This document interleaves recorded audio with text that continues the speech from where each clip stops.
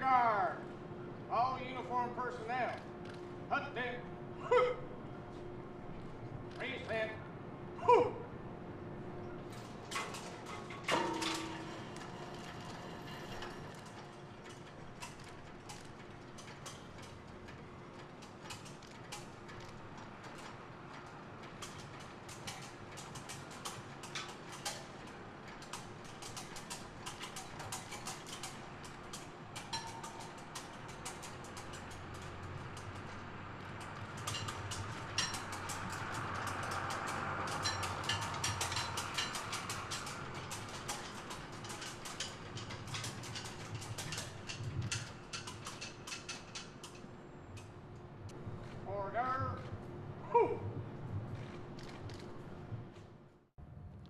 In the past, when a firefighter had lost their life in the line of duty, it was a bell that announced the comrade's passing, as it did on September the 11th, 2001. We use this tradition as a symbol which reflects honor and respect to those that have given so much and have served so well. And now, for the civilians, police officers, and firefighters who lost their lives on September the 11th, and those that have given the ultimate measure to protect this great nation since that day, the bell rings in honor of and in tribute to their lives and their service.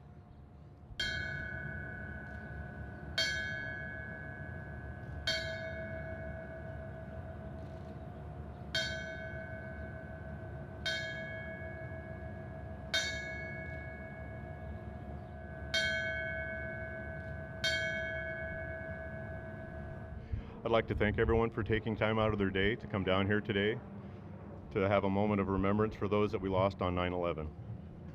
And without keeping you waiting any longer, I'd like to introduce to you the Mayor of the City of Vancouver, Tim Leavitt.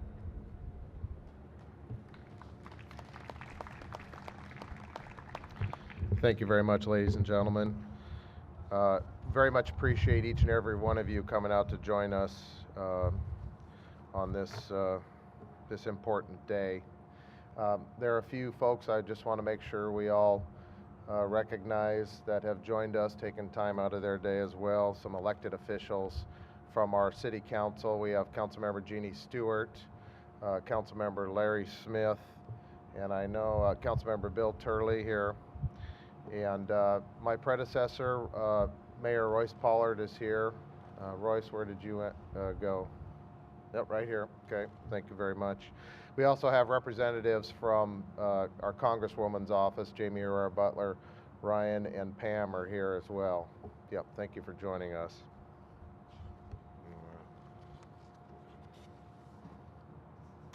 Virtually every adult in America will recall with astonishing, but not necessarily surprising clarity where they were and what they were doing upon hearing the shocking news on this day 12 years ago. Yes, September 11th, 2001 is one of those days. Watching and hearing of commercial airline jets careening into buildings and farmland jolted our senses. Shock, disbelief, anger. The gravity of this experience impacted our nation dramatically. Nearly 3,000 civilians and first responders lost their lives that day. Years later, we are reminded of and share the grief that family members and colleagues still bear for their loss, and collectively, our loss. And while these memories and our loss is painful, it is apparent that our nation has emerged wiser and more aware of the world around us. In many ways, we are more united and stronger. I truly believe that, and I hope you do as well. We recognize and thank our first responders more often. We herald the men and women of our armed services and the veterans who went into battle to protect our and others' freedom. And our patriotism was renewed and re-energized and persists today. Together we showed the world that no matter what happens, No matter what happens, we will stand shoulder to shoulder and protect what is just and right. In this vein, I ask you to join me in remembering those that we lost. The innocent civilians who were going about their daily routine, the first responders who ran into burning buildings when everyone else was running out. Remember those who stayed behind and sacrificed their own life because they wouldn't abandon their friends and coworkers.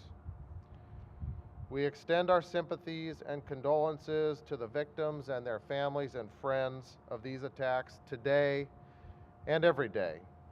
We honor our police, firefighters, and other first responders and all military personnel. We take a moment to remember the sacrifices made by America's true heroes. These men and women sacrifice their own safety and well-being to protect others.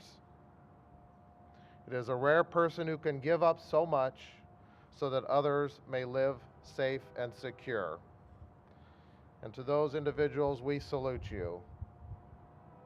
In the days, weeks, and months and years following 9/11, America found itself in a state of forced renewal.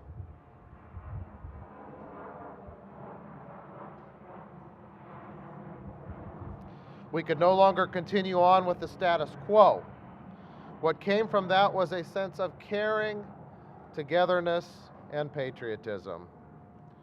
So we encourage all citizens to continue to honor the victims of 9/11 by reaffirming your commitment to patriotism, volunteerism, and community involvement. We continue to honor the memory of all those who died by helping one another and building the stronger, more perfect union. That vision that came from our founding fathers. Ladies and gentlemen, thank you for joining us this morning as we honor those we lost and those who live to serve and protect our communities and our country. God bless each and every one of you.